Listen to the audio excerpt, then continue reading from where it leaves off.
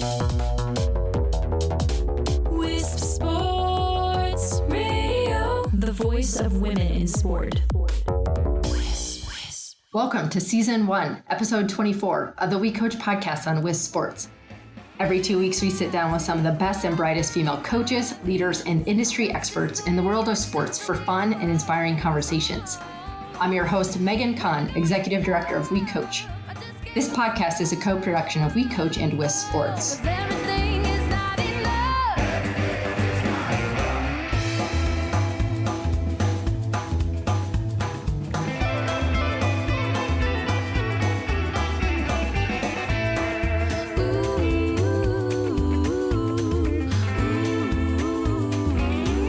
WeCOACH has become the nonprofit organization committed to recruiting, retaining, and advancing female coaches of all sports and levels. We are empowering current female coaches and inspiring the next generation of young women who dream of following in their footsteps. As your host, you all know me well enough to know I only go one way, and that's to swing for the fences. We're not doing anything less than that in today's episode with Jo Evans, head softball coach at Texas A&M. With an impressive 1,200 plus wins to her name, a 7-time Conference Coach of the Year, and a 2015 NFCA Hall of Fame inductee. Not only is Jo a recent addition to our WeCOACH Board of Directors, her well-earned respect on the national level gives her a voice and platform to influence change on and off the diamond. Jo, welcome to the WeCOACH podcast. Thank you. I'm happy to be here.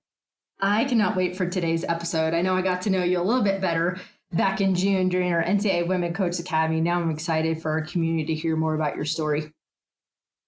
Great. I'm happy to visit, and hopefully I can add a little something to the podcast. So first thing I have to know, though, tell us, are you sitting in Davis Diamond right now? I am sitting in Davis Diamond, and I'm looking out my window in my office, just taking it all in. It's the best view. I don't know another coach in the country that has a view like this. It's on my bucket list to come visit. I haven't been there yet, but I've seen your virtual tours. I've seen some of your games. It looks pretty impressive. Yeah, it's really exciting, and I would love to have you come, and I'd love to have anybody. If there's a softball fan or just a sports fan out there, I would love to show everybody Davis Diamond because it's pretty spectacular. It looks like it. All right, so I'm going to jog your memory a little bit here. You're a pitcher and a second baseman. You played for the youth. Wait, I'm going to call it a second base woman. Do you guys do that in softball? You call it a base woman? No, we just keep it easy. I didn't think so. Yeah. For today's episode, we're going to call it a base woman. During your playing career with the youths, did you grow up thinking you wanted a career in coaching? It didn't take me long to figure it out. I was probably in, junior high, high school. In high school, I was already coaching a little travel ball team. So it's kind of in my blood, and my mom and dad both coached my teams. And so I think I kind of in the back of my mind thought that would happen. Did they support your decision to do that? Oh, absolutely. And like I said, it's kind of been in my blood, and sports was always big at our house. And I will say I don't know why, but I had in my mind when I was going to college that I thought I was going to be I took shorthand, I took typing. I thought I might be a legal secretary at some point, maybe a stenographer. And I got in my first shorthand class, and I thought, what in the world am I doing? And went in and said, hey, what do I need to do to be a coach? So I think I always kind of knew I wanted to do that. Oh my gosh, I'm trying not to chuckle over here, just imagining that. Oh, I think it's hilarious. You can laugh.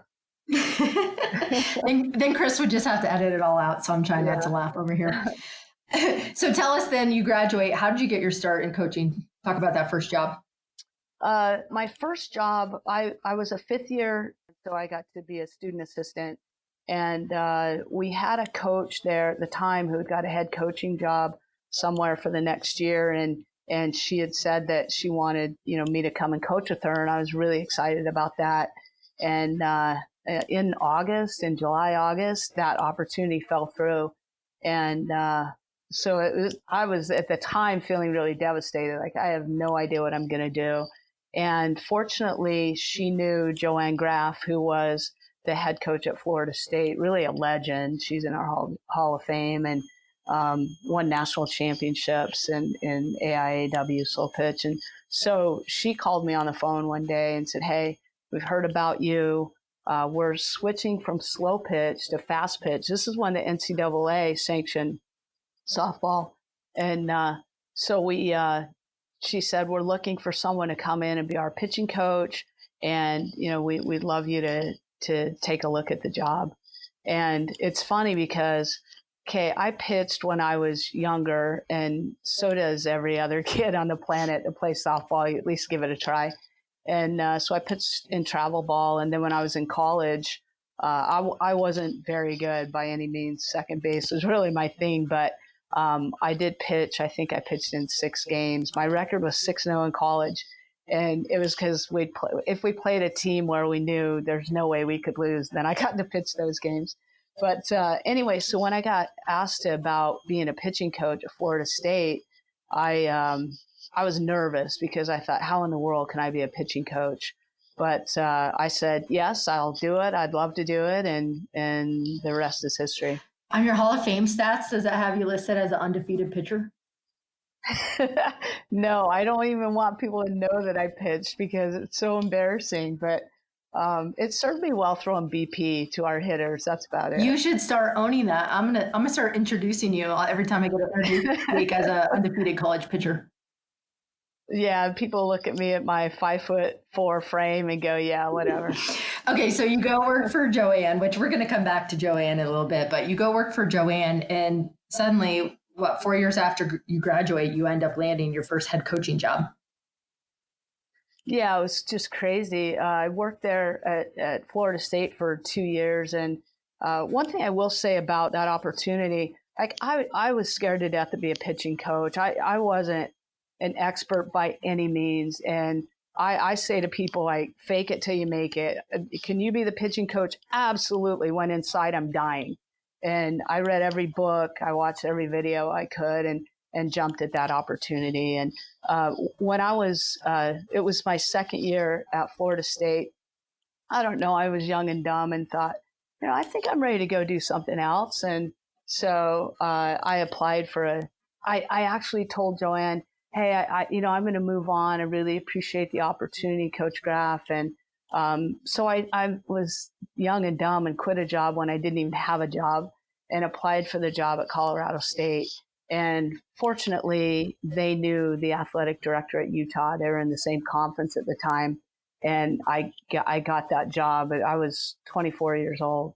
So in all honesty, looking back, was that another scenario of fake it till you make it? Did you have a clue what you were doing? No, I didn't have any clue. And when they had me go in for my interview, I don't think this ever happens nowadays, but on my interview, they said, okay, we have the team here, so we want you to run a practice. So I went in there. I didn't know the players. They didn't know me. And I basically ran a practice. And obviously I couldn't act scared, but I was a little nervous. But then when I got in it, I was just having a ball. So really, it was a great opportunity to showcase what I'm best at, is being with the players and interacting. And, I certainly probably wasn't polished at all in the interview process, but they got a chance to see me go out there and do my thing on the field. Well, certainly impressive enough to win the job at 24. Well, I don't know who else applied, honestly. And the program was struggling at the time, but I was grateful for the opportunity. Well, and you certainly had a little bit of success because then your alma mater comes calling and you go back home. Talk about what it was like to have a chance to go back and coach in your hometown. Yeah, I was just thrilled. I mean, I grew up in Salt Lake City. I went to the University of Utah. We had season tickets to football and basketball as a kid growing up. I went to all the Ute events. And when I got that phone call from Fern Gardner, who was the associate AD at the time, I was really excited. And also I was interviewing for another job. Another school had called me and said, hey, we want you to come up and interview. And so I was going through that process, and then Utah called, and then I was like, okay, wait a minute. There's no way. I shut everything else down and just said, yeah, I want to do this for sure. I want to come home. That's awesome. I mean, it's funny. Actually, we have a lot of research about this. How many of our female coaches actually go back and coach at their alma maters? In terms of our NCAA Women Coaches Academy graduates, there's an overwhelming percentage that do. That was really eye-opening for me. I hadn't really thought about that before. Yeah, I just was thrilled about it. And I know why people do that. There's just a level of comfort and passion and energy and just experience at a place that most often you absolutely love. So who wouldn't want someone with that feeling about a program to come back and take over? Now, was Utah in the WAC the whole time you were there? We actually were in the High Country Athletic Conference. Obviously that doesn't exist anymore, but and then we were in the WAC, so it just shifted. Right, it shifted, and then 7 years later, A&M comes calling. So, did you ever think a girl from Salt Lake City was going to end up in College Station? Absolutely not. There's no way. I had never intended on leaving Utah. It was my dream job. I loved being there. I loved my boss. I loved the school. Obviously great to be there with my family. When Texas A&M called on the phone, in my mind, I'm like, absolutely not. This is not happening. And so I walked down to my boss's office and I said, hey, Texas A&M called. I'm not doing it. There's no way I'm going. And Fern Gardner, who's really a legend at Utah and someone I really admired and revere to this day, said, you are absolutely going to consider taking this job. You're going to talk to these people and you're going to interview. And in my mind, I thought, gee, she doesn't even want me here. Why is she trying to get rid of me? And she wasn't doing that. She was doing what she should do. She was challenging me and making sure that I was really challenging myself professionally and personally and considering all my options. That's pretty awesome for an administrator to say that, especially, as a female in our profession, to hear that. I think that's awesome. Yeah, and it wasn't a situation where we weren't successful. So she's like, yeah, you got to go. We'd been to 2 World Series. And at Utah at the time, that really wasn't supposed to happen. And so when that was all going on, I kind of shaking my head, but then understanding, I trusted her implicitly. If she told me to, jump off a cliff, I would have done it. So when she said, you have to do this, I thought I didn't have any option other than to consider it. Well, and then if you're going to jump off that cliff, you better fake it till you make it. Yeah, that's right. There's a theme here. There is a theme. I didn't know we were going to have this theme, but hey, I'm running with it now. So as you look back at those jumps in those transitions, are there some lessons that you look back as defining moments in those transitions? Yeah, I think I learned the lesson that, and somewhere in the back of my mind, I knew this at the time, but it was really validated that you're not going to be ready. You're not going to be 100% prepared and have everything in line and go in there and have all the answers. All those jobs I was excited about. I was eager to have the opportunity and I was scared and I was apprehensive a little bit. And yet I got in there and I just went after it.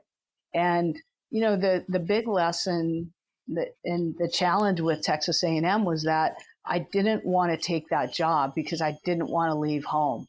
I didn't want to leave Utah. And when I came down here and I came on the first interview and I was like, okay, first of all, it's August and it's 1,000 degrees and it's humid and there's no way I'm doing this. And then I stayed in it because in the back of my mind, I have my boss saying, hey, you need to at least consider this. And then when I came back on the second interview and they started showing me around the community and it got real and they made that offer, I went home and I felt so anxious and conflicted because I actually knew I needed to take the job and I didn't want to. And I'll tease and say I took this job kicking and screaming, but nobody made me take the job. but I knew in my heart of hearts that I needed to do this for myself, for professionally, personally, and that I just knew that's what I was supposed to do. And so, that's a lesson of it's not going to be all roses and completely laid out. And then that's when you take the job. Sometimes you need to take the job when you don't feel ready or you're a little apprehensive, but you have to really do some soul searching and say, is this best for my career and for me personally? Am I in a growth mindset right now? And if I am, I'm taking that job. I want to use that to segue a little bit because I like how we talked about some of the greatest lessons, and I kind of want to flip the lens and talk about those tough decisions. And you just laid out one of the toughest decisions you ever had to make. So certainly when you're in those tough decisions, they always seem magnified. Looking back, can you pinpoint another one or two of three of the toughest decisions you've had to make in your career? I think some of those tough decisions are, who am I going to hire? Who am I going to hire to make sure this thing really flies? I can't do this by myself. Who's going to make me better? I think those are some tough decisions. And sometimes I got it right. And sometimes I didn't get it right. And it wasn't because that person was a bad coach or a bad person. This wasn't the right fit. This isn't exactly what I need and what the program needs. So I think those are tough decisions. I've had some tough decisions in terms of, say, a player who just couldn't perform. What do I do about that? This is a player that I've invested in, and do we just cut ties? Do we let this thing go? Do I cut some scholarship? I mean, back then you had more leeway to do some things, but so always those tough decisions of, I committed to take care of this kid. I told her parents I'm going to take care of her. And then I've also have a huge responsibility to take care of my program and this program that the university is invested in. So I think those are really tough decisions. And then another one that just comes to mind is that decision of, when do I fight all in for something, and when do I take a step back and say, let this thing play out? That kind of pick and choose your battles. I think there are times, in particular, I'm thinking about this. You talked about Davis Diamond. I'm thinking about Davis Diamond. And Davis Diamond, at least a new stadium, was talked about 12 years ago. And I had to really sort through, how do I manage this? What do I do with this? I could mess this whole thing up and be run out of town, or I need to figure out how to do this. And fast forward to what we have with Davis Diamond. But those are challenges when you're looking at equitable situations and Title IX and all of that. Absolutely. You're preaching to the choir here. Do you ever feel there was a point in your career where you had to sacrifice too much, or you ever questioned if you were sacrificing too much? In terms of should I really be doing this? Personally, professionally, Yeah. or professionally? Yeah. I think all the time I think about that I've always probably put my job first, and my family and friends are really important to me. And fortunately, they support me. And so I'm allowed to be all in with my job. But it is a big sacrifice in terms of the lack of time I'm able to spend with my family, my aging parents. But there's never been a time that I thought it wasn't worth it. Never. I've never thought that, that I need to do something else. There have been times that I've had to check myself and recenter and make sure that I'm giving enough time to the people in my life and also to making sure I'm healthy. So sometimes you get a little bit skewed and get a little off balance, and I've got to get myself back to center. Well, and I think softball coaches have a very long season. You have your fall season, you get your quick break, you're back all the way through spring, and you barely catch your breath, especially if you're in the postseason, and then you're jumping right back on the road. We're catching you right at the end of recruiting season, and there's no way you've stayed in this career this long and not made self-care and some sort of balance a priority. So for our youngsters and, the elephant in the room, everyone wants to know, how do you prioritize this? So do you have any nuggets of advice to share? Well, one thing I've always done is I get away from it. And I know some coaches think that that's impossible, that there's no way that they could take a vacation. There's just not time for that. Well, there is time for that, and it's absolutely essential. And, you have coaches that are in the office from 6 a.m. till 8 o'clock at night. And I know that I'm really fortunate because I have so many full-time staff members and they can help me get things done. But it wasn't always that way. I didn't have, in my first 10 years of coaching, I didn't have a full-time assistant. So I do understand that, there is a lot for a head coach to do and a lot on your plate. But there's, to me, nothing more important than getting away from it and really away from it. And so for me, I have always made sure to take some vacation time, even if it's 3 or 4 days, or even if it's what I prefer is just go out of the country, go to Europe and take a trip and be with people you love and enjoy. And it's just a way of really getting reinvigorated and re-energized and then get back in it. But I think sometimes we as coaches think that more is better, and sometimes it's not. An exhausted coach isn't a really effective coach. And what we know now for every student athlete is they need someone who's energetic and has passion and enthusiasm. And if we're exhausted, we can't do that. You can't fake that. No, you can't. So let's say you take your time away at the end of every summer, right before you come back in to the start of your fall season. 30 years later, you've been doing this. What keeps you fueled and energized and invigorated year after year? First of all, I have a passion for the sport. I absolutely love it. I loved it as a kid. I would have played it 24/7. I love the game. I love I love being around my student athletes. I love their energy. They make me laugh.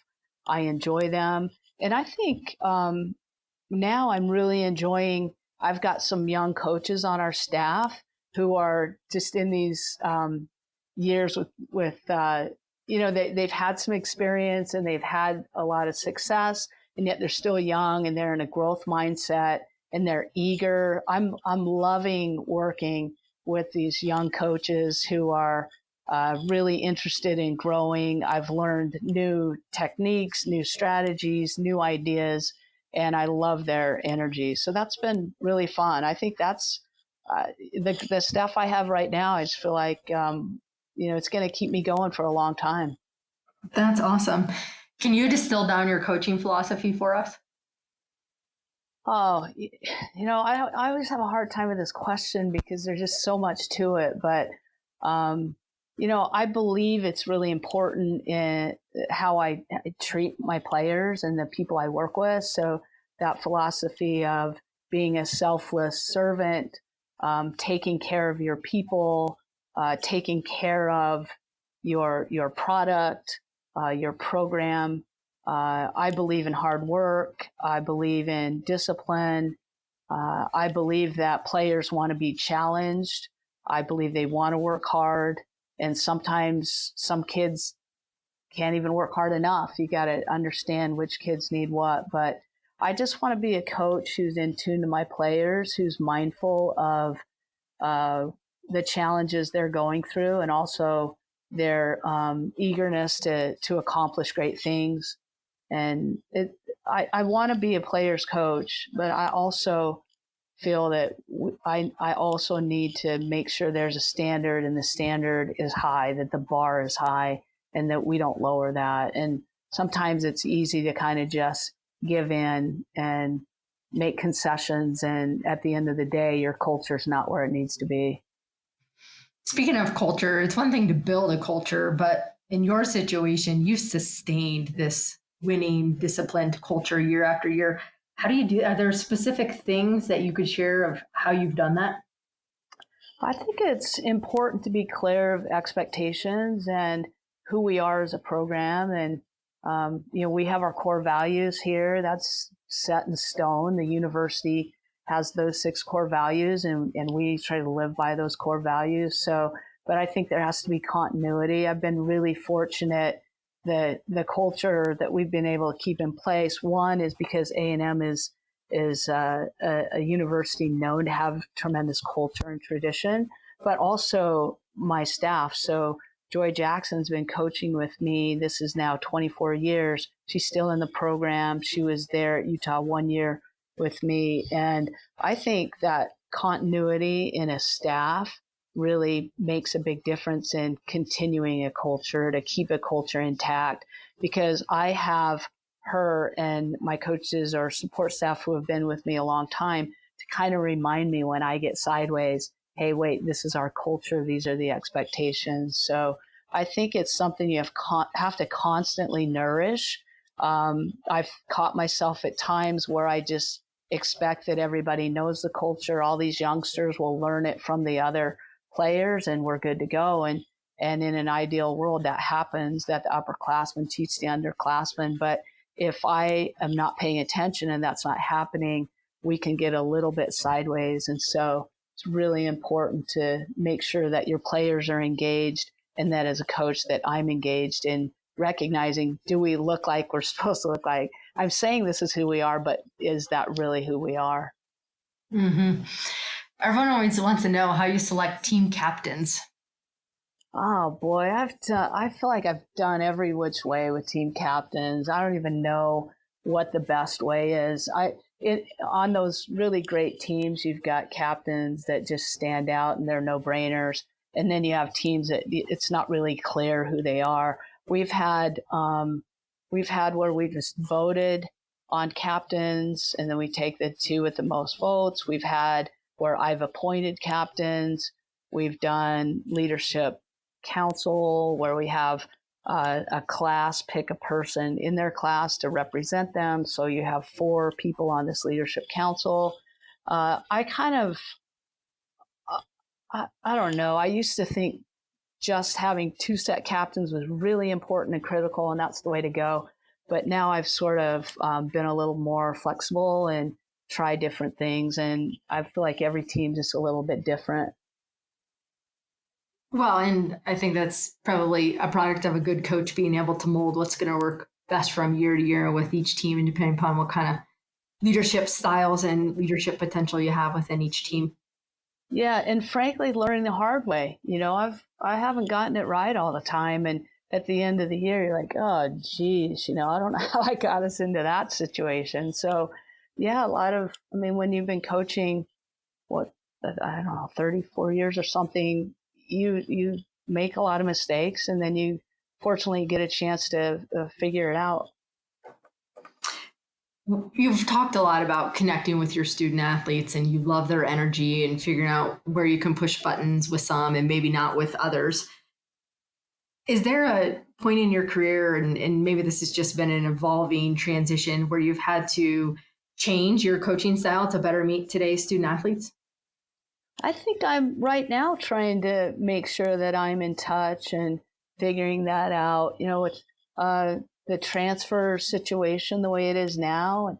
We never had anybody transfer in the past. And then when it happens, it's kind of shocks you, it rocks your world a little bit. So for me right now, I'm really just trying to make sure that I can relate to my players, that they understand how I feel about them, how I care about them, that they understand our culture. Like I was talking before, like you don't want to get a little sideways and assume that everything's intact and that your upperclassmen have taken care of that, and then you get a little away from it. So, right now I feel like I'm so excited and energized about this group, and I think it's because of that question you asked, like with today's student athletes and kids and how their world works now. it continues to change, and it will continue to change. So I want to make sure that I'm aware of that.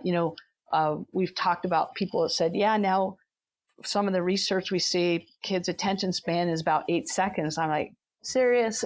Like that's, that could be a little discouraging. Or I can go, oh, okay, I get it. They're pulled in every direction, and the phone is a major thing to them, and that's distracting. And how can I maneuver and manage and make sure that they can still be themselves, have their identity and what they're used to, but also get them to stretch and understand there's a different way of doing things as well. So I'm learning, and it's fun. I'm really enjoying just being in this growth mindset in terms of making sure I don't lose that connection with my players. Because of anything in all the sport, as much as I love winning and I love the game, and I remember certain games that were just so much fun to play, what I remember more and what I love the most is my kids and my relationship with those players, and those players who come back, who, bring their kids, their parents come back. I mean, that's every coach will tell you that's the best part. Mm-hmm, for sure. You talk about being so excited about this group. Can you give us a glimpse of what we can expect to see from your team this season? Youth and more inexperience. Last year was a really challenging year for us in the sense that we turned over a great senior class, and then we had some kids transfer. And so we had to really work hard to gel as a team, to have a good chemistry with our team, which we did, and then to fight because we only had one returning starter in the lineup. And we just worked really, really hard at it. And so we had a lot of freshmen and kids with no playing experience in the lineup. And we're able to get ourselves postseason, which typically that's not our big concern. We know we're going to play postseason. That's the standard. We need to get to the World Series. And so last year for us to make postseason with that dynamic and that group of kids and lack of experience was just a great accomplishment in my eyes. And so now we have to build on that. We're bringing in more young players, and they're going to have to work into that lineup. And that's exciting to me. I'm excited to build from where we got last year and just keep building these blocks. That's the fun part. You've mentioned growth mindset a few times. How do you continue growing and learning at this stage in your career? Well, technology, it makes that pretty easy. If I'm thinking about a different way to do signs, or I'm thinking about how in the world can I get my third baseman to get that backhand down, all I have to do is just click on, get on Google search and find something, and I can watch videos and I can pick people's brains. And it's interesting because when I was a young coach, I was so shy and so timid. I wouldn't reach out to coaches and ask them questions. I didn't want to look like I didn't know what I was doing. And now it just seems like we have such a better system. And I, of course, have a lot more experience. I'm more outgoing now. I'm more confident. So I don't have any problem calling one of my peers on the phone and say, hey, what do you think about this? Or how do you do this? And they're very open to helping. And so that helps with a growth mindset, that that you can reach out to people and they can help, give information or insight. And also my young coaches, they are very much in the growth mindset. Our pitching coach, Kara Dill, every time I walk by her office, she's listening to some new podcast or something new to find a new drill, and it's really fun to be a part of that. You mentioned Joanne Graff early in our conversation. What other female role models, what other influential women have played a significant role in your life? Yeah, certainly Joanne Graff. I wouldn't be where I am without her taking a chance on a young kid right out of college, never meeting me. We did a phone interview. I thought I was going to the beach, Florida, Tallahassee. Turns out Tallahassee's nowhere near the beach. But so I will always love and respect Joanne Graff. Fern Gardner was our athletics director when I played at Utah. She was also the women's head basketball coach. And she has also always been a big influence on me. Last year, at 80 years old, comes to College Station, stays at my house, and comes and watches us play. Joe, I consider you a trailblazer. Do you consider yourself a trailblazer for other females, especially in softball? No, I mean, I think no, because I know who the trailblazers are and were. So those were the Norma Carrs, the Linda Wells, the Sharon Drysdales. I'm going to miss a million people, but those people who were fighting in the Title IX when it first originated, that era, who were fighting for just a space to practice, all those things. I mean, I know we still have some of those battles. As a kid, I was watching Billie Jean King play tennis growing up, and sitting in the living room watching her play Bobby Riggs and Battle of the Sexes, and my dad and I cheering so hard for Billie Jean King. So those are the kind of people that I see as trailblazers. But what I do see myself as is someone who can be a mentor, who can maybe hopefully have a voice of reason and bring some insight from my experiences in the past, where, we had to do things a little differently, or we had to fight a little harder for certain things. And so in that way, I just see myself more as someone who can bring in some experience and insight into a situation. It's your turn to sprint with the baton, and you'll hand it off to somebody else at someday. Yeah, absolutely. And I just am so excited about how many great young women coaches we have out there, many of whom played at Texas A&M or Utah or those schools where I've been a part of. And it's just, it's fun to watch these careers grow. It's really exciting. And the game itself is so hot right now. You look at the ratings from Oklahoma City, you look at the attendance growth, you look what they did to the stadium there, the media coverage, the salaries that we're starting to see. Yeah. Given you're in year 34, what does that mean to you? It's crazy, and it's so exciting. It's so rewarding to be a part of it. It's fun. The game is, the game can stand alone. The game can stand on its own merit. And we've always, those of us who love softball, we've always known we love this game and what it can do for a young woman, and just also that the quality of the performances and such. But now it's so in your face as to what a great sport, what tremendous athletes are on the field, the knowledge, the information that people are gaining from this, the just young girls being able to watch these players and emulate them. Like when I was a kid, we watched baseball, and you tried to imitate these baseball players on the field. And now I think the reason our talent is growing so much and the interest is that these young girls are watching these young women play, and they're trying to imitate them. They're trying to imitate their movements and behaviors and skill sets. And it's just growing the game so quickly.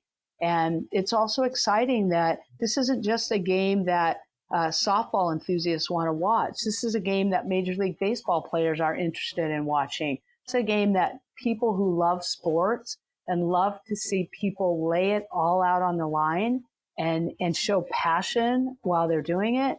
It's something that people love and they want to be a part of. So I'm excited about our game right now, and really excited about the level of interest and, television, all of that. It's a great time for our sport. One of my absolute favorite things to watch on TV every year is the Women College World Series. I mean, to me, there's nothing better in sports than that. Yeah, it's so exciting. I mean, and you have people who never watch softball, and that College World Series comes on, and they are glued to the television.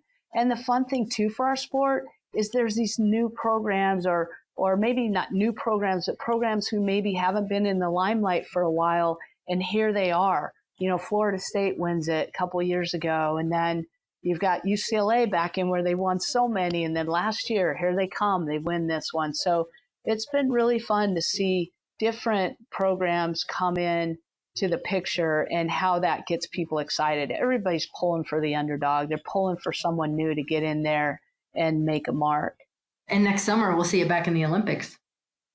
Yeah, what a great time for softball. And how many of these young women now can aspire to play in the Olympics? It's so exciting. If she can see her, she can beat her.